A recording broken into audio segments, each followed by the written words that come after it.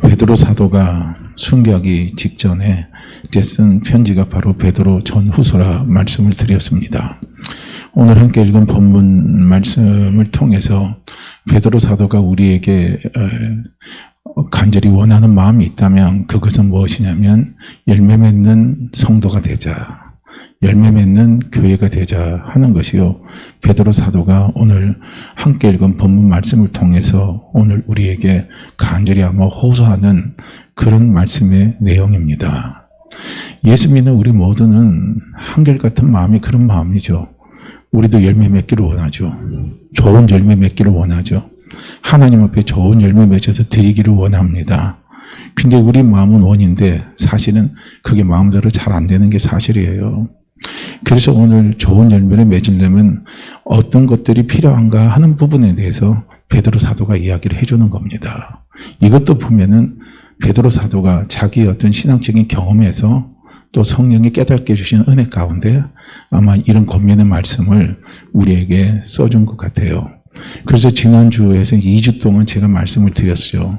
그래서 이제 오늘은 이제 세 번째 들어가면서 이 부분의 말씀을 오늘은 이제 마무리를 지려고 합니다. 저도 오늘 함께 읽은 본문 말씀을요, 설교를 준비하면서 따복따복 한 단어를 이렇게 짚어가면서 묵상하면서 가보니까 이 부분이 이렇게 소중하고 이렇게 중요한 부분들인데 그전에는 이런 부분들을 그냥 암송하는 대로 그냥 스치고 왜 흘러갔을까 하는 생각들이 많이 들더라고요. 그러면서 오늘 함께 읽은 본문의 말씀들을 기도할 때 이 말씀을 참 기도 제목으로 우리가 붙들고 기도하는 게 참 중요하다 하는 생각이 참 많이 들었어요. 그리고 제가 이제 이 본문의 말씀을 오늘까지 하면 3주인데 제가 이 본문의 말씀을 전하면서부터 저녁에 이제 계속 우리 성도님들, 우리 교회를 위해서 기도할 때요, 이 내용 갖고 기도를 참 많이 했습니다. 하나님, 우리 교회 믿음이 반석이 되게 하시고 반석된 그 믿음 위에 하나님 덕이 있게 하시고 그 덕이 위에 지식이 있게 하시고 그 지식 위에 하나님 절제가 있게 하시고 그 절제 위에 인내가 있게 하시고 인내 위에 하나님 경건이 있게 하시고 그 경건 위에 형제 우애를 주시고 그리고 그게 하나님의 사랑을 더입혀 주십시오. 이런 신앙의 삶을 살아가는 우리 한 사람 한 사람이 되게 해주시고 우리 월미도 교회가 되기를 하나님 원합니다 하고요. 그렇게 기도를 계속 하고 있습니다. 참 이게 보니까 너무 소중해요. 소중합니다.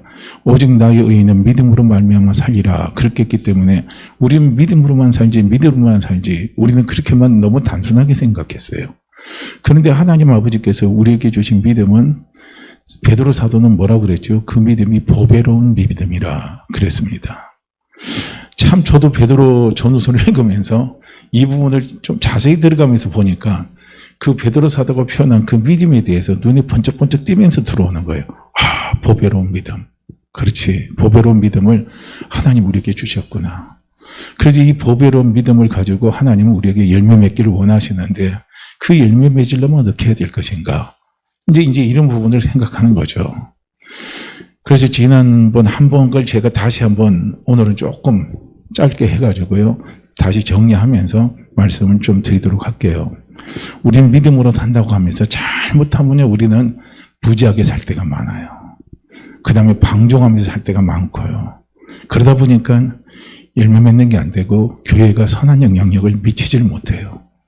그리고 진짜 신앙생활을 해나가는데 우리는 뭡니까? 성김이 잘 안 되는 겁니다. 이제 그런 모든 것들을 가만히 보니까 오늘 우리가 함께 읽은 본문 말씀을 하나하나 짚어보면 그게 다 들어가는 거거든요. 그래서 예수 믿는 우리는 우리의 믿음은 분명히 보배로운 믿음입니다. 그 보배로운 믿음이 아름다운 열매를 맺기 위해서는 우리에게 덕이 필요한 거예요. 그 덕은 무엇이라고 그랬습니까? 선한 영향력이라고 그랬습니다. 덕은, 여기서 말하는 덕은요, 세상 사람과 우리 믿음의 사람들이 살아갈 때 똑같이 살지 말라는 거예요. 그들이 평가할 때, 우리를 평가할 때 적어도 그들의 잣대를 봤을 때 우리가 조금 더 선하다, 훌륭하다, 그렇게 우리가 평가를 받고 그런 영향을 미치면서 살아가는 그런 삶이 돼야 된다는 거예요. 이게 덕이에요. 근데 오늘날 우리가 믿음이 있다고 하면서도 보면은 덕이 없었어요. 그 보배로운 믿음을 값싼 믿음으로, 싸구려 믿음으로, 욕 없는 믿음으로 전부 다 치부해서 만드는 실수를요, 저부터도 참 많이 합니다. 저도 너무 많이 해요. 그래서 우리는 이 덕이 있어야 되거든요. 그래서 믿음의 사람들, 예수 믿는 사람들은 성도입니다. 성도는 거룩한 사람들의 무리예요. 이건 세상 사람들이 지어준 겁니다. 우리가 말한 게 아니에요. 세상 사람들이 교회 다니는 사람들을 보고 지어준 거예요. 이게 차이예요. 이게 중요한 차이입니다. 그 안디옥 교회 성도들을 그렇게 했잖아요. 그러니까 오늘 교회가 회복돼야 될 것이 뭐냐면 성도라는 것이 회복이 돼야 돼요. 신자는 성도라는 것이 사실 회복되는 그 은혜가 있어야 돼요. 근데 지금은 우리가 지금 그렇지는 못해요. 교회가 얼마나 많이 성도들이 욕을 얻어먹습니까? 거룩할 성이 아니에요. 그거는 그냥 우리 입장에서, 우리 신앙계 입장에서 하나님 우리를 거룩하게 했으니까 우리는 거룩한 성도다. 거룩한 사람의 무리다. 그건 우리 입장에서 해석하는 거지만 여기서 베드로 사도가 말하는 덕을 세상 사람들 우리를 평가할 때 보는 덕을 이야기하는 거예요. 그 덕을요, 우리는 쌓아가기 위해서 하나님 앞에 기도해야 됩니다. 그래서 그 덕을 쌓기 위해서 우리에게 또 무엇이 필요하냐면 지식이 필요한 거예요. 지식은 뭐라 그랬죠? 분별력, 지혜입니다. 하나님의 말씀을, 깨달은 말씀을 우리의 삶 속에서 적용하는 지혜도 필요한 것이고, 또 우리가 하나님의 말씀을 가지고 세상 사람들과 살아갈 때 우리에게 분별력이 필요해요. 분별력이 없는 신앙은요, 그거는 뭐가 되냐면 무지가 돼요. 무지는 이게 심각한 거거든요. 그래서 무지는 전체에게, 나는 잘한다고 했는데 전체에게 뭡니까? 악영향을 미치는 거예요. 전체에게 좋지 못하는 결과를 가져오게 하는 것이 바로 무지입니다. 그래서 예수 믿는 우리는 분별력을 가져야 돼요. 세상 살아갈 때 분별력이 있어야 돼요. 그래서 그 뱀같이 지혜로라는, 지혜롭다. 지혜로, 예수님이 그랬잖아요. 너희가 뱀같이 지혜로라 그랬잖아요. 그 지혜는 뭡니까? 분별력이에요. 그게 있어야 되는 거예요. 우리는 그냥 믿음으로 된다, 그냥 막, 진짜 이런 말을 표현하면 뭐하지만, 무식하게 믿으려고 막 가면 안 되는 거거든요. 남들이 볼 때. 근데 우리는 그런 부분에 대한 지식이 필요합니다. 그래서 우리에게도 신앙생활 하면서도 하나님 모든 일을 우리가 말씀과 기도와 믿음으로 달려가는데 거기에 합당한 분별력을 가지고 갈 수 있도록 도와주십시오. 그 분별력 안에는 뭐가 있냐면 객관성이 있어야 된다는 거, 객관성. 지난주도 말씀드렸지만 신앙은 두 가지가 같이 겸비가 돼야 된다 그랬어요. 주관성과 객관성이 있어야 돼요. 객관성이 떨어지면 그게 뭡니까? 지식이 안 되는 거예요. 사람들이 인정을 안 합니다. 내 주관적으로 얼마든지 옳지만 남들이 다 봤을 때는 그건 이상한 거예요. 그건 아닌 거예요. 그럴 때는 우리는 한 번쯤은 생각해 봐야 된다는 겁니다. 이런 부분들요. 그럼 지식입니다. 그 다음에 지식에 그 다음에 뭐가 필요한? 절제력, 자제력이 필요한 거예요. 그래서 우리가 신앙생활할 때 우리가 극도로 벗어나지 않고 하나님과 대적되지 않고 우리가 시험 들지 않고 우리가 달려나가려면 우리의 모든 삶에 뭐가 필요하냐면 자제력이 필요합니다. 왜 자제력이 필요하냐면 우리는 약한 사람이에요. 사람은 부족한 사람입니다. 깨닫는 게 한계가 있고 이해하는 데 한계가 있고요. 모든 걸 소화시키는 데 다 한계가 있습니다. 특별히 우리는 하나님의 섭리를 이해하고 깨달아가는 데는 한계가 있기 때문에 우리는 그 이상 나가지 말라는 거예요. 영적인 자제력도 필요하고 우리의 감정적인 자제력도 필요하고 이것이 절제입니다. 이것이 되지 않으면 다 무너진다는 거예요. 열매를 맺지 못하는 거예요. 그래서 절제가 우리에게 필요하다는 겁니다. 절제예요. 그 다음에 절제 다음에 그 다음에 뭐가 필요하다고 그랬습니까? 절제가 되려면 뭐가 필요하다고 그랬어요? 인내가 필요하죠. 인내는 무엇이라고 그랬습니까? 예수 안 믿는 사람들은 인내는 뭡니까? 무조건 참아내는 거예요. 내가 힘이 약하니까 참는 거예요. 내가 그냥 어떻게 합니까? 내 운명이 이러니까 그냥 참아내고 가는 거예요. 그래서 세상 사람들이 참는 참에는요, 진정한 소망이 없어요. 그런데 예수 믿는 우리의 인내에는 뭐가 있냐면 소망이 있는 거예요. 기다림이 있는 거예요. 인내는 기다림입니다. 하나님께 맡기고 기도하면서 기다리는 거예요. 기다릴 때 하나님은 거기에 때가 되면 하나님이 분명히 가져다 주시는 열매가 있는 거예요. 그 기다리는 순간은요, 내가 깨달지 못해요. 내가 이해하지 못하는 그런 것, 복잡한 것들이 우리에게 많이 있다 할지라도 성경에 보면요, 기다리면 어떻게 해요? 하나님이 반드시요, 좋은 열매를 가져다 줘요. 그 대표적인 사람을 제가 두 사람을 들어서 말씀을 드렸죠. 욥하고 하박국. 그 두 사람을 들어서 말씀을 드렸습니다. 그들이 대표적인 인내의 사람들이에요. 그래서 우리에게 인내가 필요합니다. 그 다음에 이제 인내가 되려면 우리에게 뭐가 또 필요하냐면 경건이 있어야 되는 거예요. 경건이라는 것은 무엇이라고 말씀드렸습니까? 하나님을 두려워하고 경외하는 마음. 그 다음에 하나님께 겸손하게 순종하는 마음이에요. 이것이 바로 경건입니다. 그래서 우리 믿음의 사람들에게서는요, 이 경건이 필요한 거예요. 경건은 하나님이 하나님됨을 인정해 드리는 겁니다. 이게 믿음의 사람들에게 너무 중요한 거예요. 그래서 그 경건의 그 대표적인 사람을 제가 지난주에 말씀드릴 때 다윗에 대해서 말씀을 드렸고, 또 다윗과 대비직으로 말씀드린 사람이 누구야? 사울이었습니다. 다윗은 정말 하나님을 두려워한 사람이었어요. 하나님을 두려워했기 때문에 모든 것은 하나님께 맡기는 거예요. 하나님의 뜻에 맡겨요. 하나님의 처분에 맡깁니다. 특별히 뭡니까? 하나님이 행하신 그 일에 대해서는요, 하나님의 뜻과 하나님의 처분에 다 맡겨버리는 거예요. 그래서 다윗이 사울왕을 죽이지 않은 겁니다. 사울왕이 어떤 사람입니까? 하나님의 뜻에 의해서 이스라엘의 왕으로 기름 부음 받은 사람이에요. 그렇기 때문에 하나님의 뜻에 의해서 선택받고 하나님의 뜻에 의해서 세우심 받은 사람은 그 사람이 아무리 나에게 상처를 주고 아픔을 줬다 할지라도 하나님 품에 맡겨버린다는 거예요. 왜냐하면 그건 하나님의 소관입니다. 우리는 이것을요, 정확하게 우리는 구분해낼 수 있어야 돼요. 우리에겐 경건이 필요합니다. 그래야 열매 맺는 삶이 되는 거예요. 원수 갚는 거 우리가 하나님 앞에 맡기라 그랬잖아요. 경건이 안 되면 원수 갚는 거 하나님 앞에 못 맡겨요. 내가 다 원수 갚으려고 하는 거예요. 그거 안 되거든요. 그러다 보면은요, 원수가 원수를 갖고 원수가 원수를 갖고 상처가 상처를 갖고 그러다 보면요, 아무것도 되는 게 없는 거예요. 그래서 예수 믿는 우리에게 필요한 것이, 열매 맺는데 필요한 것이 무엇이냐면 그것이 바로 경건이 필요하다라는 것을 사도 베드로는 우리에게 가르쳐서 말씀을 하고 있습니다. 정말 우리는요, 하나님을 경외하는 마음 가져야 돼요. 왜 그렇습니까? 언젠가 우리 모두는 다 하나님 앞에 설 사람들이에요. 하나님 앞에 다 언젠가는 우리가 판단을 받을 사람들입니다. 어떻게 판단을 받습니까? 이 땅에서 내가 행한 대로 판단받는 거예요. 그날이 우리에게 온다는 거예요. 그날이 점점점 우리에게 다가온다는 겁니다. 우리는 그걸요, 인식하고 살아야 되는 거예요. 그래서 경건이라는 것이 우리에게 꼭 필요한 겁니다. 특별히 이제 그 경건이 되면은요, 형제 우애가 돼요. 경건이 되면 형제 우애가 됩니다. 참 중요한 거예요. 그래서 여기서 형제 우애다라고 말했을 때 이 형제 우애는 뭡니까? 성도 간의 사랑입니다. 성도 간의 사랑. 이건 다른 말로 한다면 교회 공동체를 사랑하는 거예요. 성도 한 사람 한 사람을 사랑하는 거예요. 나 한 사람 한 사람을 사랑하는 거예요. 이게 형제 우애입니다. 형제 우애예요. 그래서 여기서 형제라는 것은 뭐냐면은 이게 원어적인 의미로 들어가면 형제는요, 한 어머니 뱃속에서 태어난 핏줄입니다. 혈육이 형제예요.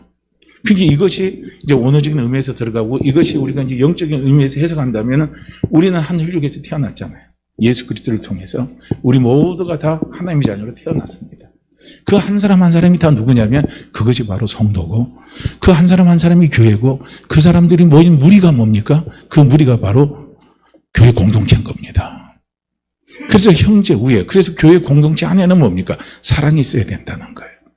이걸 지금 베드로 사도가 계속 이야기하는 겁니다. 그래서 제가 지난주에 어디까지 해서 끝냈냐면은 로마서 8장 28절에서 제가 30절 말씀을 통해서 교회가 어떤 곳인가 하는 부분에 대해서 제가 로마서 8장 28절 말씀만 가지고 제가 거기에서 하고 딱 시간이 안 돼 스톱을 했어요. 그래서 이제 오늘은 그 이후부터 이제 제가 계속 말씀을 좀 같이 나누려고 합니다. 교회가 얼마나 소중한 곳인가를요, 우리는 알자는 거예요. 우리가 하나님을 두려워하고 하나님을 경외한다면 우리는 교회를 정말로 소중히 여겨야 됩니다. 교회를 정말 귀히 여겨야 돼요. 왜냐하면 교회는 하나님의 사랑을 입은 자들이 모인 곳이 교회입니다. 그리고 교회는 뭡니까? 하나님의 깊으신 뜻대로 부르심을 받은 사람들이 모인 곳이 교회예요. 그렇기 때문에 교회는요, 내 뜻대로 교회는 내 마음대로 내 감정대로 내 뜻대로요, 교회를 우리는요 다스려 가면 안 돼요. 목회자가 교회를 내 마음대로 내 뜻대로 다스려가면 안 돼요. 성도가 교회를 내 마음 내 뜻대로 다스려가면 안 돼요. 아무리 교회에서 내가 아픔을 입고 목회자가 성도에게 아픔을 입고 성도가 또 목회자에게 아픔을 입고 성도가 성도 사이에서 우리가 아픔을 입고 어려움이 있다 할지라도요, 우리는 하나님을 향한 경건이 있다면 우리는 그렇게 하면 안 돼요. 내 아픔을 모든 걸요, 내 아픔이에요. 성도가 나에게 준 아픔, 교회 공동체가 나에게 준 아픔, 이런 아픔들이에요. 우리가 신앙생활 하다 보면요, 그런 아픔 안 당하는 게 어디 있겠습니까? 그런 아픔 우리 다 당합니다. 당하면서 우리는요, 신앙이 성숙돼 가는 거예요. 신앙의 성숙은 뭡니까? 하나님 앞에 맡기고 가는 거예요. 하나님, 내가 교회 섬기면서 이렇게 교회 공동체를 섬기면서 누구를 섬기면서 내가 구역을 섬기면서 항송도를 섬기면서 내 속에 찾아오는 여러 가지 아픔과 힘듦이 있다 할지라도 어떻게 합니까? 그걸 하나님 앞에 다 맡기고 달려가는 것이 그게 신앙의 성숙도예요. 그래서 신앙의 성숙도는 어디에서 다 결정이 되냐면 하나님에 대한 경외심입니다. 경건이 있어야 돼요. 경건이 우리 속에 자꾸 살아 움직이게 되면 우리는 무엇이 되냐면 신앙의 성숙이 이루어지는 거예요. 하나님 앞에 맡기는 거예요. 그래서 로마서 8장에서 이야기하잖아요. 사도 바울이 뭐라고 말합니까? 하나님의 택하신 자를 누가 정죄하냐 이거예요. 하나님 택하신 자를 누가 송사하냐 이거예요. 내가 정죄하지 않고 내가 송사하지 않는데 누가 너희를 송사하고 누가 너희를 정죄하느냐 이거예요.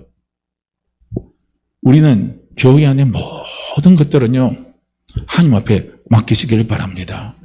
다윗과 같이 맡기시기를 바랍니다. 보세요. 다윗도 얼마나 사울왕에게 상처를 얼마나 많이 받았습니까? 10년이라는 그 상처의 고통, 두려움의 고통, 죽음의 고통, 어둠의 고통 속에서 다윗은 쫓겨다녔어요. 그렇지만 그 상처를 줬지만 다윗은 사울왕에게 뭐합니까? 나는 왕을 해코지 않습니다. 나는 왕을 해하지 않습니다. 왜 그렇습니까? 왕은 하나님이 세우신 기름 부음 받은 자이기 때문에 저는 왕을 해하지 않습니다. 해코지 않습니다. 죽이지 않습니다. 그렇게 이야기하잖아요. 오늘 우리가 하나님을 두려워하는 마음이 있고 그 두려워하는 마음이 있다면, 경건의 마음이 우리에게 있다면요, 우리 입술의 고백도, 우리가 기도할 때 우리의 고백도 그렇게 나와야 돼요. 하나님, 저는 하나님이 세운 교회 공동체를 제가 섬겨가는데 어려움이 있고 힘듦이 있다 할지라도 교회 공동체에 상처를 주지 않으려고 합니다. 상처를 주지 않는 사람이 되게 하옵소서. 끝까지 힘든가 어려움이 있다 할지라도 교회 공동체를 잘 섬겨나갈 수 있는 그런 믿음의 사람들이 되게 해 주십시오. 그런 믿음이 되도록 하나님 저를 이끌어 주십시오. 이게 우리에게 필요해요. 그래서 교회의 모든 사소한 일어난 모든 것들은 하나님의 뜻대로 다 처리해 주세요. 그리고 우리는 하나님을 딱 맡겨버리는 거예요. 그런데 다윗이 사울왕을 하나님의 뜻대로 딱 맡기니까 나중에 어떻게 돼요? 다윗 왕국이 서잖아요. 다윗 왕국이 하나님이 얼마나 다윗을요, 하나님이 이스라엘의 두 번째 왕이지만 실제로 다윗 왕 때요, 영토가 가장 넓었다는 거예요. 지금도 이스라엘 가면요, 수학여행 가면 안 빠지고 꼭 들리는 데가 어딘 줄 아십니까? 다윗 왕의 묘입니다. 우리가 가면 꼭 이수진 장군 사당 들리는 것처럼요, 이스라엘 학생들도 가면 꼭 거기 가요. 그래서 결국은 사울의 가문과 다윗의 가문이 부딪히잖아요. 나중에 보면은 부딪히면 하나님이 결국은 누가 이기게 만듭니까? 다윗의 가문이 이기게 만들어버려요. 다윗이 원수를 안 갖고 다윗이 사울왕을 안 죽여도 하나님이 그렇게 처리해 가버리는 거예요. 할렐루야. 교회 일은 그렇게 처리해 가야 되는 거예요. 교회 공동체는 그렇게 흘러가야 되는 거예요. 왜냐? 교회 공동체는요, 하나님 앞에 부름을 받은 공동체이기 때문에, 하나님 앞에 선택을 받은 공동체이기 때문에, 하나님의 사랑을 입은 자들이 모인 공동체이기 때문에요, 교회는 그렇게 되는 거예요. 그래서 교회는요, 우리는 교회의 모든 일들이 있을 때 하나님 앞에 맡기시기를 바랍니다. 기도하면서 맡기세요. 답답해도 기도하면서 맡겨야 돼요. 눈물 나도 기도하면서도 맡겨야 돼요. 이게 돼야 되는 거거든요. 그러면 하나님은 나중에 교회 공동체를 하나님이 알아서 움직여 가시는 거예요. 왜냐하면 하나님은 교회를 사랑하니까. 교회를 사랑하니까. 문제 많은 교회도 하나님이 사랑하시고, 문제 없는 교회도 하나님이 사랑하시고요, 연약한 교회도 사랑하시고, 강한 교회도 사랑하시고, 부족한 교회도 사랑하시고, 넉넉한 교회도 사랑하시고, 손가락질 받는 교회도 사랑하시고, 손가락질 받지 않는 교회도 하나님은 다 사랑합니다. 왜 그런 줄 아세요? 교회는 하나님의 사랑하심을 입은 자들이 모인 곳이 교회입니다. 그래서 하나님을 한번 사랑하시면 그분의 사랑은 절대로 변함이 없잖아요. 자, 그래서 로마서 8장 28절에서 교회는 무엇이라고 했냐면은 하나님의 사랑하심을 입은 자들이 모인 곳이 교회입니다. 그 다음에 교회는 어떤 것이 교회냐? 하나님의 기쁘신 뜻대로 부르심을 입은 자들이 모인 곳이 교회예요. 하나님의 기쁘신 뜻대로예요. 그래서 교회는 하나님의 기쁨이라는 거예요. 하나님의 기쁨입니다. 할렐루야. 교회는 잘나든 못나든요, 교회는 하나님의 기쁨이에요. 그래서 교회 없으면 하나님은 힘들어하셔요. 하나님의 아픔이 뭔 줄 아십니까? 교회가 무너지고 교회가 쓰러지고 교회가 사라지는 거예요. 근데 하나님의 기쁨은 교회입니다. 가장 작은 나 한 사람이 하나님의 기쁨이에요. 우리가 하나님의 기쁨입니다. 할렐루야. 그래서 하나님은 나로 인해서 기쁨을 이기지 못하시는 거예요. 너무너무 하나님이 좋아하시는 거예요. 부족함이 많지만 너무너무 좋아한 거예요. 우리 애들 한번 보세요. 부족함이 많지만요, 세상 나가서 세상 자녀들하고 우리 애들이 부족한 게 많아서 경쟁에서 뒤지지만요, 그 내 자녀는 우리 집안에 없냐, 내 기쁨이에요. 그 자녀가 재롱을 떨고 그 자녀가 뭐하고 하면요, 정말 기쁜 거예요. 그런데 그 자녀가 집에 와서 우울하고 힘들어하고 상처받고 죽겠다고 그러면요, 부모의 아픔이 너무 힘든 거예요. 우리는 하나님의 기쁨입니다. 월미도 교회는 하나님의 기쁨입니다. 오늘 월미도 교회 속해 있는 우리 한 사람 한 사람은 전부 다 뭡니까? 하나님의 기쁨입니다. 그래서 하나님의 기쁨이기 때문에 하나님은 교회 안에서 일어나는 모든 일이에요. 그거는 모든 것이 합력해서 선호를 갖다 주시는 거예요. 모든 것에는 예가 하나도 없다고 그랬죠. 예가 하나도 없어요. 합력해서 선으로 갖다 주시는데 그 선이 아가도스입니다. 가장 좋은 선물로 하나님이 우리에게 가져다 주십니다. 그래서 우리는 믿고 맡기고 기다리라는 거예요. 그러면 하나님이 상상하지 못하는 걸로 갖다 줘요. 욥이 그걸 깨닫고요, 하나님 앞에 다 맡기니까 어떤 결과가 옵니까?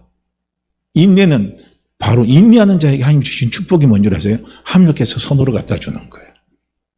상상 못할 일이 일어나잖아요. 아니, 그런 상태에서 그렇게 다 무너지고 그렇게 다 짓밟히고 그렇게 다 끝장이 났는데 어떻게 그 사람이 다시 살아나느냐 이거예요. 그게 욥입니다. 그게 욥이에요.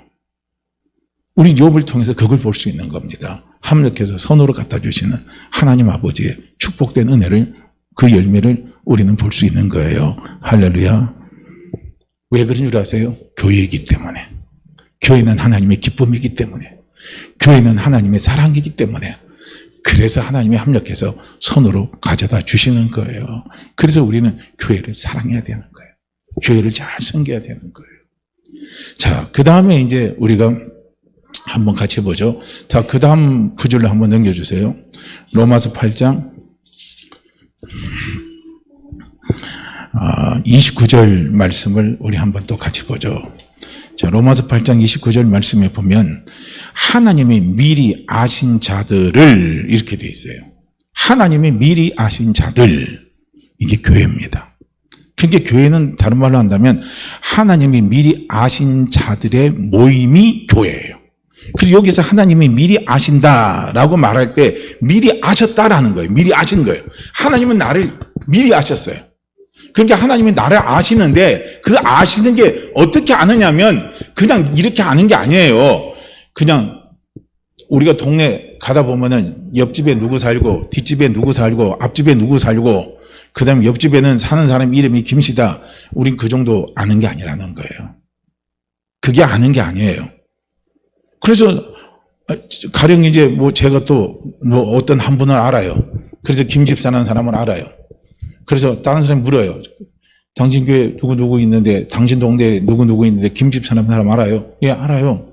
그래, 그럼 김집사가 어떤 사람이야? 물어보면 나 잘 모르겠는데요. 그 사람 나이가 몇 살이야? 나 잘 모르겠는데요. 그 사람 어디 다녀? 나 잘 모르겠는데요. 그 사람 성격이 어때? 나 잘 모르겠는데요. 그 사람 뭘 좋아해? 나 잘 모르겠는데요.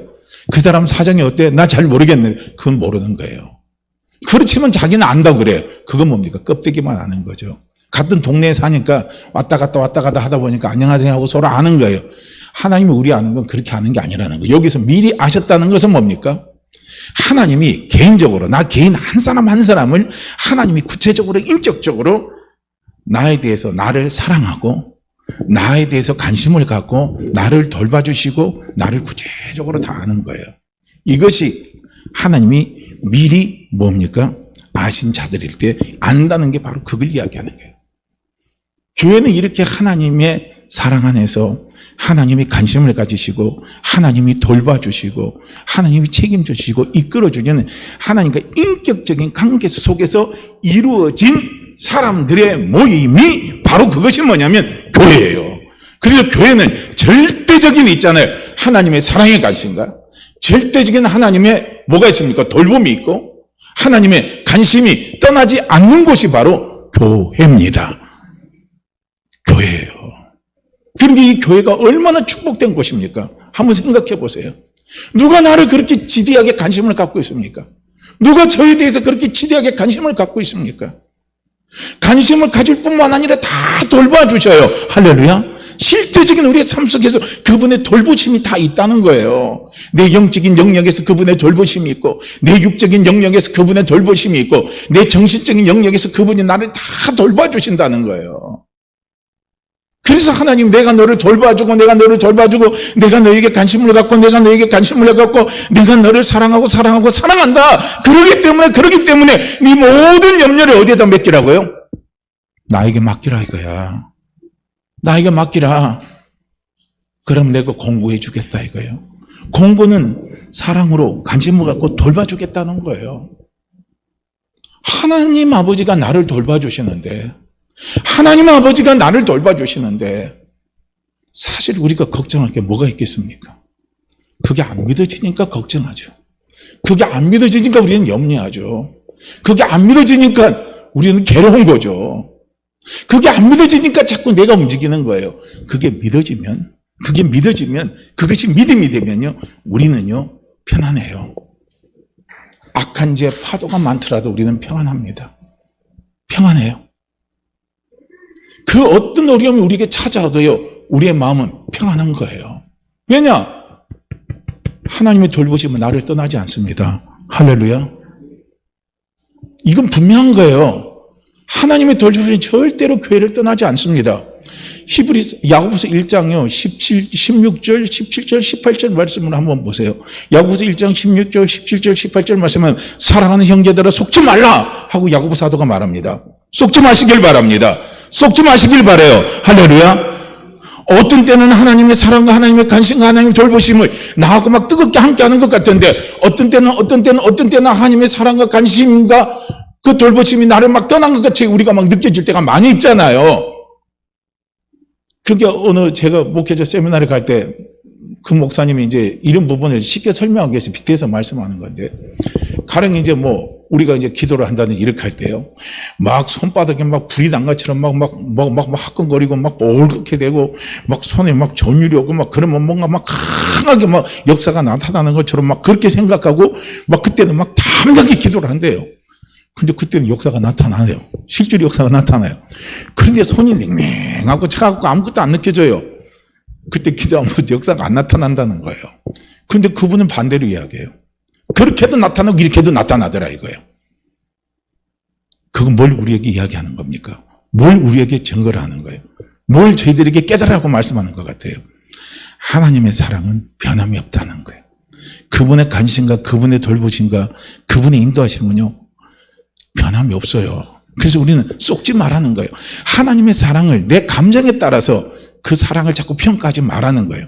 하나님의 사랑을 내 느낌에 따라서 우리는 평가하지 마시라는 거예요. 할렐루야.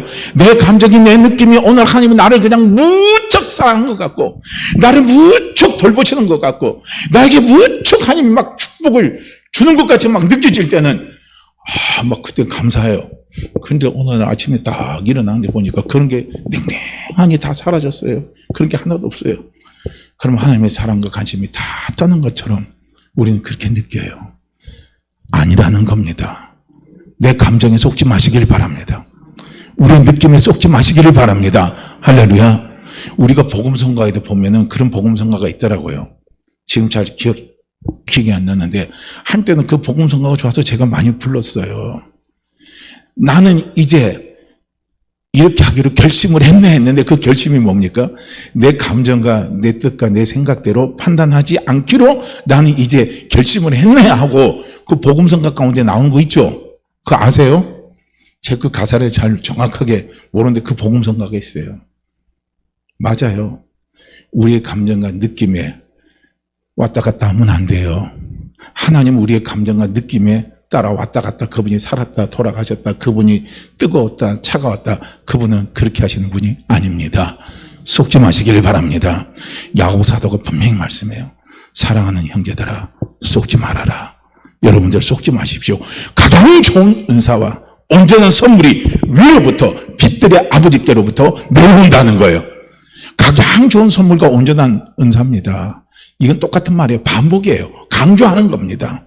하나님 아버지는 여러분 하나님 아버지는 오늘 교회 공동체에게 오늘 교회에게 하나님 아버지는 가장 좋은 선물을 하나님 아버지는 우리에게 내려주십니다. 우리에게 변함없이 하나님 아버지는 내려주십니다. 그래서 그 하나님 아버지는 뭡니까? 변함도 없으시고 해전하는 그림자도 없으신다는 거예요. 이 말은 또 반복이에요. 변함이 없다는 말을 강조하기 위해서 해전하는 그림자도 없다는 거예요. 우리는 그림자는 자꾸 바뀌잖아요. 뭐에 따라 바뀝니까? 해를 따라서 지구가 돌아가면서 그림자가 오전에 바뀌고 오후에 바뀌고 다 바뀌잖아요. 그건 늘 바뀌어요. 그런데 하나님 해전하는 그림자가 없다는 거예요. 안 바뀐다는 거예요. 변함이 없다는 거예요. 이걸 우리는 아셔야 된다는 거예요. 그래서 그 변함이 없는 하나님의 뜻을요, 우리의 감정에 따라서, 우리의 느낌에 따라서 판단하지 마세요. 우리의 환경을 가지고 판단하지 마시길 바랍니다. 우리는 거기에 자꾸 쏘가요. 우리는 거기에 기가 막히게 잘 쏙습니다. 쏙지 마시기를 바랍니다. 하나님은 우리를 미리 다 아셨어요. 내가 나를 아는 것보다 하나님이 나를 미리 다 아셨어요. 나 한 사람 한 사람이 다 알고 있는 거예요. 나 한 개인을 나보다 더 잘 알아요. 그래서 나하고 하나님이, 우리 한 사람 한 사람 하나님이 그만큼 인격적인 관계 속에서, 사랑의 관계 속에서, 인격적인 관계 가운데 최고의 관계가 뭐겠습니까? 사랑의 관계 아닙니까? 그 사랑의 관계 속에서 하나님의 돌보심과 하나님의 관심이 절대로 떠나지 않고 함께하는 것이 교회고, 그리고 그 교회에 일어난 모든 사건들을 하나님은 우리에게 어떤 결과를 갖다 주냐면 합력해서 손으로 갖다 주십니다. 그게 바로 가장 좋은 은사, 온전한 선물이에요. 이거는 변함이 없는 거예요. 변함이 없는 겁니다. 속지 마시기를 바라요. 교회가 이렇게 소중한 곳입니다. 교회가 이렇게 귀한 곳이에요. 교회가 이렇게 축복된 곳이에요. 내가 이렇게 축복된 사람입니다. 내가 이렇게 하나님 앞에 귀하게 존귀함을 입은 사람이 누굽니까? 오늘 그리스도 예수 안에 있는 누굽니까? 나라는 거예요. 할렐루야. 나라는 거예요. 자꾸 우리는 이런 믿음이 우리 안에 살아 움직이도록 아버지 앞에 기도하시라는 거예요. 문제를 해결해달라고 기도하기보다는 이 믿음이 우리 안에 살아 움직이면 문제는 이미 해결된 거 아니겠어요? 그래요, 안 그래요? 문제는 문제가 아니잖아요. 이 믿음이 우리에게 들어오면요, 이만한 문제도 점 하나밖에 안 보여요. 근데 점 하나밖에 안 되는 게, 이런 믿음이 안 되면요, 이렇게 크게요, 우리에게 보입니다.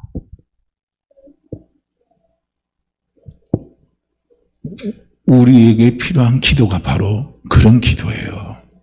하나님, 제가 하나님 앞에 얼마나 존귀한 존재인지, 얼마나 귀한 존재, 축복된 존재인지 아버지, 제가 알기를 원합니다. 그 믿음이 내 심령을, 제 생각을, 우리의 마음을 다스리기를 원합니다. 주님 도와주세요. 성령님 좀 도와주세요.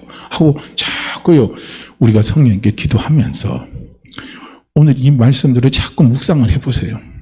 그럼 어느 날 말씀이 내 생각을 사로잡게 되면요, 우리는 거기에서 대자유가 오는 거예요. 없지만 자유가 와요. 부유함의 은혜가 옵니다. 넉넉함의 은혜가 오는 거예요. 소망이 막 솟아나는 거예요. 기다림의 막 은총이요, 우리 속에 쏟아지는요, 은혜를 하나님이 우리에게 막 갖다 부어주십니다. 이게 안 되니까 그러니까 안 되니까 되게끔 도와주신 분이 누굽니까? 그분이 성령님이셔요. 우리가 안 되는 걸 되게끔 도와주시는 분, 그분이 성령님이십니다. 하나님은요, 전능하신 하나님이십니다. 근데 그 전능하신 하나님이 우리 안에 전능함으로 살아 역사할 수 있도록 움직이도록 도와주시는 분이 성령님이셔요.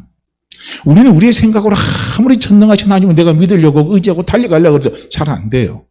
그런데 그것이 되게 해주시는 분이 누구냐면 성령님이십니다. 그래서 그분을요, 우리는 자꾸 의지하시길 바랍니다. 그분의 도움을 자꾸요, 요청하시기를 바랍니다. 교회는 하나님이 미리 아신 자들의 모임이 바로 그런 사람들이 모인 공동체가 교회다 하는 것을 말씀을 드린 거예요. 그래서 교회는요, 참 축복된 곳이기 때문에 우리는 교회를요, 존귀 여길 줄 아셔야 된다는 거예요. 귀히 여길 줄 아셔야 된다는 거예요. 하나님의 관심이 지대한 곳이 교회예요. 너무나 축복이잖아요. 얼마나 큰 축복입니까? 자, 그 다음에 로마서 8장 30절 말씀을 한번 볼까요? 한번 30절 말씀 한번 30절이죠. 또 미리 정하신 그들을 또한 부르시고 부르신 그들을 또한 의롭다 하시고 그랬죠. 그러니까 교회에는 하나님 아버지 앞에 의롭다 하심을 입은 자들이 모인 곳이 교회입니다. 여기서 의롭다 하심을 받은 자예요. 입은 자는 받은 자 똑같은 소리인데, 의롭다 하심을 받았다라고 하는 것은 무엇이냐면 하나님 앞에 정당함을 입증받은 거예요. 정당하다는 걸 입증받은 겁니다. 이게 얼마나 놀랍습니까?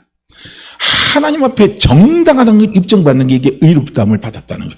무엇이 정당해요? 너희는 죄가 없다 이거예요. 이걸 누가 입증해 줍니까? 하나님 아버지 앞에 입증을 받은 사람들이에요. 할렐루야. 너희는 죄가 없다 이거예요. 그걸 입증받은 사람들이 누구냐면 그게 바로 예수 그리스도를 믿는 나고요. 그런 사람들이 모인 공동체가 바로 교회입니다. 그래서 교회는 깨끗한 곳이에요. 그래서 교회는 거룩한 곳이에요. 이걸 알아야 돼요. 우리는 더럽질 않아요. 나는 안 더러워요.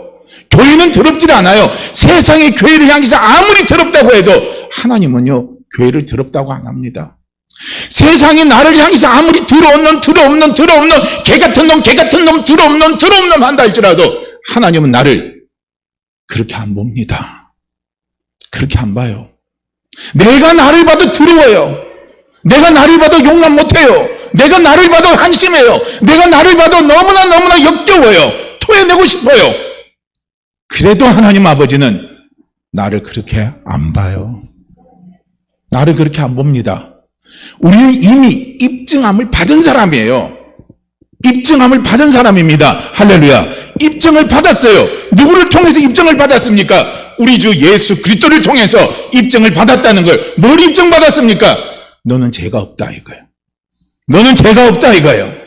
네가 생각할 때 너는 죄통이고, 네가 생각할 때 너는 흠투성이고, 네가 생각할 때 너는 허물투성이라 할지라도 하나님 아버지 앞에 우리는 입증을 받았어요. 누구를 통해서 입증을 받았느냐? 예수 그리스도를 통해서 우리는 죄가 없다고 입증을 받은 사람들입니다.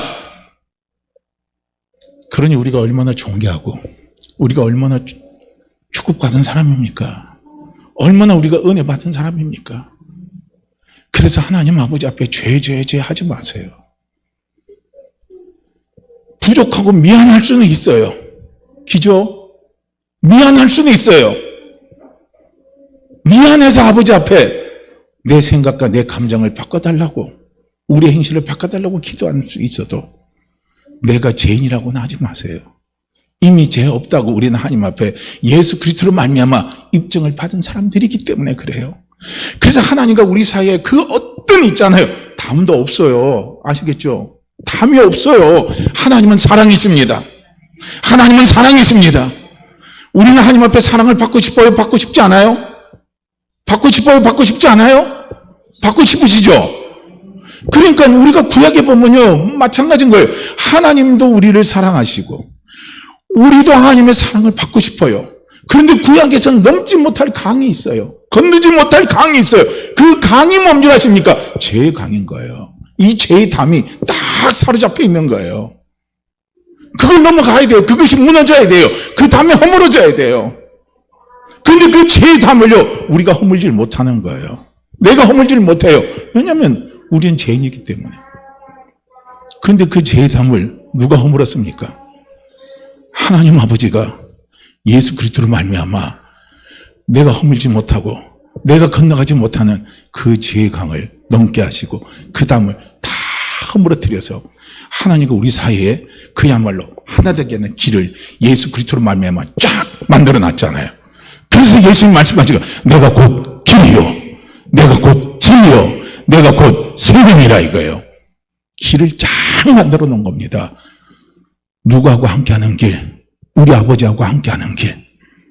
우리 아버지하고 함께하는 길. 아버지와 내가 하나 되는 길. 그 길을 만들어 놓은 거예요. 아버지와 내가 하나 되는 그 길은요, 죄가 없어야 돼요. 아버지와 내가 하나 되는 그 길은 거룩한 길이어야 돼요. 아버지와 내가 하나 되는 길은요, 그 어떤 어둠도 없어야 돼요. 거기는 빛으로만 충만한 곳이어야 돼요. 그런데 그 길을 하나님 예수 그리스도로 말미암아 만들어 놓으신 겁니다. 나는 어둡다 해도요, 어둠 가운데 있는 내가 빛 가운데 들어가면요, 빛 때문에 어둠이 싹 사라집니다. 그래요, 안 그래요? 그렇죠? 저도 보니까 그래요. 아니, 저도 이제 동영상 보잖아요. 설교한 거 보면. 그리고 이제 저도 이제 있다 보면은, 이거 잘생겼네 싶은 거예요. 그리고 얼굴도 좀 반죽반죽하고, 좀 젊어도 보여요. 근데 여기 딱 내려와가지고, 거울에서 제 얼굴을 보면 왜 이렇게 쭈글쭈글해? 이제는 나이도 있네? 보니까, 근데 여기서 왜 이렇게 젊어 보여? 왜 한 줄 아세요? 빛이 확 비치니까 제 속에는 어둠적이 이런 부족한 것들이 싹 가려지잖아요. 그러니까 우리가 증명사진에 이런 거 찍을 때 보면 밝게 찍어주잖아요. 그러면 어두운 구석이 싹 사라지잖아요. 우리가 빛 가운데 들어온 어둠이 사라져버린 거예요. 예수 그리스도의 은혜의 빛입니다. 하나님의 진리의 빛이에요. 하나님의 축복의 빛입니다. 그 빛 가운데 우리가 들어와 있으니까 그냥 우리가 환해지는 거죠. 이미 그걸 우리는 예수 그리스도로 말미암아 하나님 앞에 받은 사람이에요. 그래서 더 이상 우리는 하나님 앞에 섰을 때 예수 안에서 하나님 앞에 섰을 때요, 나는 죄인이라고 하지 마세요. 나는 하나님 앞에 은혜를 입은 사람입니다. 저는 아버지 앞에 은혜를 입은 사람입니다. 저는 아버지 앞에 축복을 입은 사람입니다. 그 축복 은혜를 주시니 아버지 너무 감사합니다고요. 우리는 아버지 앞에 그런 모습으로 서시라는 거예요. 그 모습으로 서는 게 하나님 아버지의 마음을 더 기쁘게 하잖아요. 얼마나 아버지가 그걸 기뻐하시겠습니까? 그래서 하나님과 우리 사이에는 이제는 죄가 없기 때문에, 그렇기 때문에요, 이제는 죄로 인해서 뭐가 왔다 온다 안 한다 그런 거 하지 마세요. 내가 이해되는, 욥처럼 이해되지 못하는 그런 일들이 내 가정에, 내 사업에, 아니면 우리 직장에, 우리 자녀들에게 그런 문제가 나타났다 할지라도 그런 각도로 그것을 해석하지 마시라는 겁니다. 할렐루야. 제발 거기에다가 죄로 엮어내지 마세요. 죄를 엮지 마세요. 죄로 엮어 들어가지 마세요. 하나님과 우리 사이는 이미 깨끗한 빛 가운데 있는 거예요. 거룩한 가운데 있는 겁니다. 이미 그런 존재예요. 나중에 한번 기도 한번 해보세요. 하나님 아버지, 제가 아버지 앞에, 아버지 안에 있는, 아버지의 생명 안에 있는 저를 보기를 원합니다.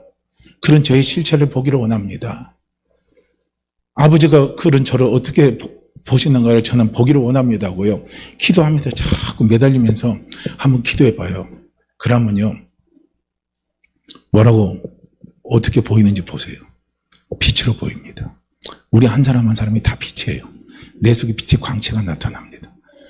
그래서 야고보 사도가 쓴 게 뭐냐, 하나님은 빛들의 아버지라고 그랬잖아요. 우린 빛의 자녀입니다. 그래서 우리가 빛이 나요. 빛이 납니다.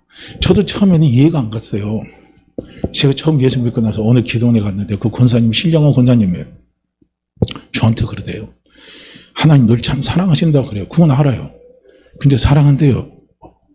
그러면서 하는 말이면 너는 참 깨끗하고 너는 참 순결해서 하나님 너를 사랑한대요.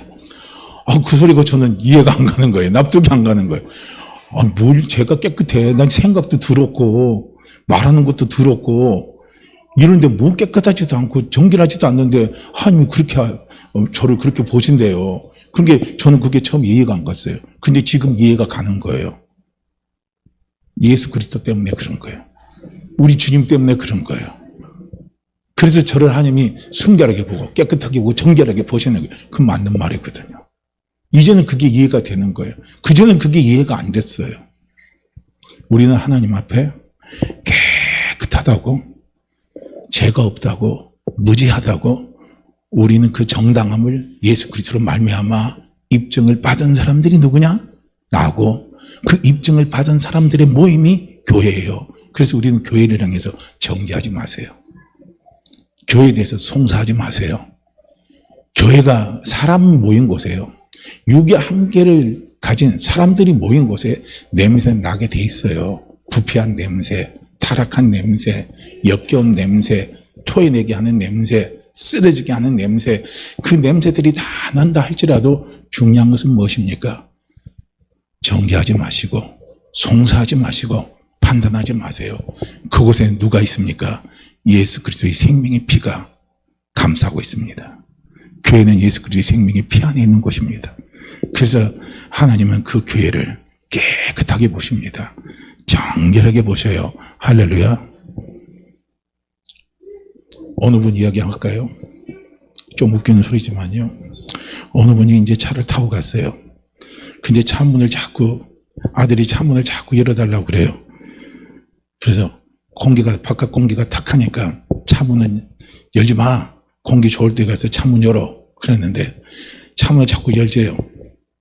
근데 그 아들이 그런 거예요. 아빠, 그럼 내가 여기다 방구를 껴도 차문을 안 열 거야? 그러더라고요. 그러니까 그 아빠가 뭐라고 그랬을까요? 네가 방구 끼면 차문을 열어야지, 닫아야지. 1번, 2번 어떤 것 같아요? 앞에 열어야지. 2번 안 연다. 어떻게 이야기했을 것 같아요? 예? 열어야죠. 근데 그 아버지는 뭐라는 줄 아세요? 안 열어. 네 방구는 나한테 향기야. 네가 방구를 끼는 순간 차 안에 향기가 싹 흘러. 그런 게 실제로 방구로 빵 끼는 거예요. 근데 그 아버지가 아들한테 뭔 줄 아세요? 차 안에 향기가 넘친다. 좋다. 왜 그런 줄 아세요? 남이 핀 방구는요, 아무냐 가스 냄새 나지만요, 내 아들의 방귀는요, 향기입니다. 할렐루야. 그래서 내 아들이 먹다 나면 막 침 흘리고 먹다 나면 밥은요, 나는 먹어요. 그런데 남이 침 흘리고 먹다 나면 밥 먹으라면 안 먹어요. 주님이 우리를 그렇게 보시는 거예요. 왜 그렇습니까? 우리는 하나님 앞에 의롭다함을 받았기 때문에 교회는 이런 곳이라는 거예요. 할렐루야. 그래서 교회는 하나님 앞에 의롭다 하심을 받은 사람들이 모인 곳이 교회고요. 그리고 교회는 또한 뭐라 그랬죠? 의롭다 하시고 의롭다 하신 그들을 또한 영화롭게 하셨느니라 그랬거든요. 교회는 하나님 앞에 영화로운 존재로 인정을 받은 사람들이 모인 곳이 교회입니다. 그래서 이게 영화롭다라는 말의 뜻이요, 이 뜻이 있더라고요. 영화롭다라는 것은 아름답게 하다 이거예요. 아름답게 하다. 이게 영화롭다예요. 그러니까 교회는 하나님이 아름답게 하신 곳이 교회입니다. 할렐루야. 그러니까 이거 하면 얼마나 우리 감사합니까? 저도 이 단어를 생각하면서 보니까 너무 감사한 거예요. 아니, 제가 학교 다닐 때, 고등학교 다닐 때 제 별명이 뭔 줄 아십니까? 제 별명이 2개였어요. 그 첫 번째 별명이 뭐냐면 옥돌매. 옥상에서 떨어진 메주가 옥돌매입니다. 그 옥돌매고요. 그 다음에 제 별명이 뭐냐면 후코카 곰이에요. 얼굴이 시커멓고요. 뚱뚱하니까 그때 한참 그 라디오 방송에 그 연속극이 나온 게 있어요. 드라마 나온 게 있는데 그때 나온 주인공이 후코카 곰이라는 게 있었어요. 그래서 저를 보고 그렇게 불렀어요. 근데 특히 많이 부른 게 뭐냐면 옥돌매라고 그랬어요. 왜냐면 막 여들이 막 착삭히 붙었거든요. 깨알같이 붙었어요. 막 왕녀들은 막 이런 게 붙었고, 저도 그것 때문에 콤플렉스 많이 가졌는데요. 옥돌매예요. 남들이 볼 때는 옥돌매라 할지라도, 남들이 볼 때는요, 훅 꺾고 공매라 할지라도요, 하나님 보실 땐 저는 아름다워요. 할렐루야. 아들 볼 때 저는 아름다워요. 정말 아름답습니다. 웃긴 소리 하나만 더 하고 제가 넘어갈게요. 한 번은 저희 이제 돌아가신 외할머니인데, 외할머니 그래요. 너 참 잘생겼다 그래요. 저보고 그래요. 근데 제가 봐도 그래. 잘생긴 데가 하나도 없어요. 그렇게 이야기했어요. 아니, 제가 잘생긴 데가 어디 있어요? 정말 못생겼는데 맨날 가면 불신검문 걸리고 그럼 못생겼는데 뭘 잘생긴 게 어디 있어요? 그랬어요. 너 잘생겼대요. 괜찮대요. 너같이 잘생긴 애가 어디 있냐. 근데 오늘 바깥에 왔다가 집에 딱 들어오는데 저 없을 때 이제 자기들끼리 모여서 이야기하는 겁니까? 저거 내 손자라 진짜 보니까 못생겼더라. 그 말 하는 거예요. 그 진실을 들었죠. 그때 들을 때 그래 듣기 좋은 소리라고 그렇게 하셨구나 하는 거 알았던데요. 어쨌든 하나님 보실 때요. 제가 제 자신을 봐도 못생기고 옥돌매 같아도요. 하나님이 저를 볼 때는요. 아름다운 겁니다. 우리 교회 공동체를 보면 하나님이 보면 아름다운 거예요. 내가 보면 우리 교회 공동체 보면 마음 안 들고 이거 마음 들고 저거 마음이 안 들고 뭐 이래 막 인상 쓰고 그런 것 같아도요. 하나님 보실 때는 우리 교회 공동체는 아름다운 겁니다. 영화롭다고 하나님 앞에 인정을 받았어요. 그 받은 사람들이 모인 곳이기 때문에 교회는 아름답습니다. 할렐루야. 아름다운 교회. 성도 한 사람 한 사람은 다 아름답습니다. 우리 교회 공동체는 아름답습니다. 정말 아름다운 거예요. 그래서 아름답고 죄가 없고 정결하고 깨끗하고 하나님의 기쁨이 되고 하나님의 사랑과 관심이 있고 돌보심이 있고 그리고 하나님의 사랑을 입은 이 교회를 사도 베드로는 뭐합니까? 사랑하십시오. 사랑하십시오. 그래서 그 성도끼리 서로 사랑하십시오. 교회 공동체 안에 이런 사랑이 있게 하십시오 하고요. 사도 베드로가 말하는 거예요. 그리고 그 마지막에 뭘 더하라? 사랑을 더하라 그랬습니다. 그 사랑은 하나님 아버지의 사랑입니다. 아가페의 사랑이에요. 왜냐? 그 아버지의 사랑이 우리 안에 있어야 성도를 우리는 그렇게 사랑할 수 있는 거예요. 그러니까 아가페의 사랑 속에 가장 좋은 게 뭡니까? 조건 없는 사랑이잖아요. 조건이 하나도 없어요. 우리에게 뭘 요구를 하진 않아요. 우리가 교회를 섬겨가다가 우리를 쓰러지게 하고 우리를 시험받게 하는 게 뭔 줄 아십니까? 조건이 딱 나올 때가 있어요. 그게 뭡니까? 다른 말로 하면 보상심리라는 거예요. 보상심리. 그게 무서운 거예요. 목사도 교회를 섬겨나가다 보면 보상심리가 나타나면 시험받아요. 성도들도 마찬가지잖아요. 성도가 성도를 섬겨나갈 때도 보상심리가 나오면요 못 견디는 거예요. 직장생활할 때도 마찬가지고 가정생활에도 마찬가지고 부모와 자식 간에도 마찬가지예요. 보상심리가 발동하면 부모 자식 간의 관계가 깨지잖아요. 내가 너를 어떻게 키웠는데 그 말이에요. 근데 네가 지금 나한테 이럴 수 있어. 그러니까 자식이 뭔 줄 아세요? 제가 어렸을 때 엄마이 뭡니까? 재롱둥이 했는데 그 값을 내놓으라 이거죠. 보상심리가 무서운 겁니다. 관계를 다 파괴시켜버려요. 조건 없는 거예요. 조건 없는 거. 조건 없는 사랑입니다. 하나님 아버지의 사랑은 조건 없는 사랑이에요. 그 조건 없는 사랑으로 우리 안에 아버지의 사랑으로 가득 차 움직이면요 우리는 형제 우애하고 아름다운 열매를 맺어갈 수 있는 겁니다. 그래서 예수님 말씀하시잖아요. 너희가 이 땅에서 선지자를 대접하면 선지자의 상을 받을 것이고 너희가 이 땅에서 의인을 대접하면 의인의 상을 받을 거라 이거예요. 우리는 누구의 상을 받고 바라보고 가느냐?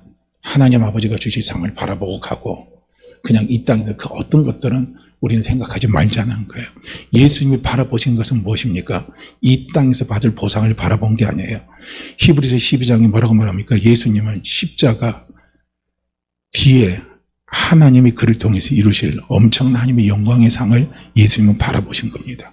그걸 보고 그는 십자가의 부끄러움을 개의치 아니하시고 그걸 다 예수님은 짊어지시고 가셨다는 거예요. 그게 바로 하나님의 사랑이고 예수님의 사랑입니다. 오늘 우리에게 그게 필요한 거예요. 그래서 교회에 우리가 신앙생활 하다가 우리가 잘 나가다가 항상 우리를 걸리게 하는 게 뭔 줄 아십니까? 보상심리예요. 여기에 우리가 걸리지 마시길 바라요. 여기에 우리가 자꾸 자유할 수 있는 믿음이 우리에게 있어야 되는 거거든요. 이것이 딱 더딥혀지면요 아름다운 열매를 우리는 하나님 앞에 맺어서 드릴 수가 있고 또 하나님이 또 그런 우리를 얼마든지 쓰실 수가 있잖아요. 사용할 수 있잖아요. 하나님이 사용하시기 편한 교회 또 하나님 앞에 귀한 열매를 맺어드리는 교회 그 교회가 아름다운 교회고 좋은 교회고 축복받는 교회고 은혜가 넘치는 교회입니다. 근데 우리 사랑하는 성도들 모두가요 다 이런 교회 이런 성도 되기를 위해서요 우리 모두 함께 성령님의 도우심을 구하면서 달려나가는 그런 우리 믿음의 사람들이 되기를 주의 이름으로 축복합니다. 자, 우리 이 말씀 같이 읽고 기도합니다.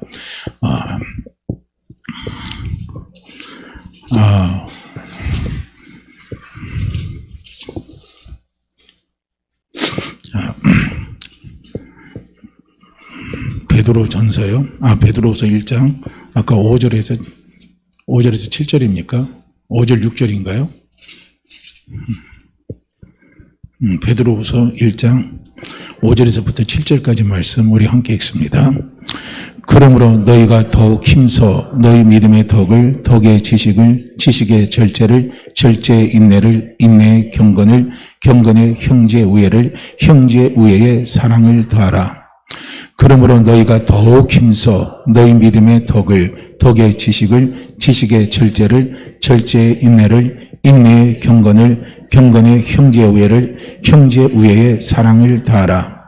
그러므로 너희가 더욱 힘써 너희 믿음의 덕을, 덕의 지식을, 지식의 절제를, 절제의 인내를, 인내의 경건을, 경건의 형제 우애를, 형제 우애의 사랑을 더하라. 아멘. 우리 함께 같이 기도합니다. 함께 같이 기도하죠. 오 할렐루야. 하나님 아버지 참으로 감사하고 감사합니다. 아버지 저희들